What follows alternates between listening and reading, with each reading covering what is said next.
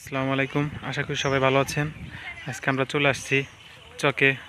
আমার দেখতে কিভাবে ধান কীরকম শুয়ে পড়ছে, কীরকম হয়েছে।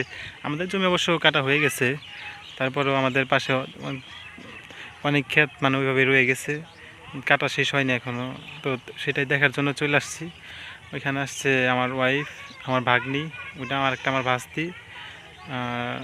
আমরা সবাই দেখার জন্য আসছি বিকেলবেলা। এই যেগুলা এই পুকুরে আমরা প্রতিদিন গোসল করি। আমাদের বাড়ির পাশেই পুকুর, 4-5টা পুকুর আছে এখানে। এই পুকুরগুলোতে আমরা প্রতিদিন গোসল করি। তো চলো তোমাদের ঘুরে দেখাই আমাদের চকটা কীরকম হয়েছে ঝড় বৃষ্টিতে, ধান খেতের কী অবস্থা।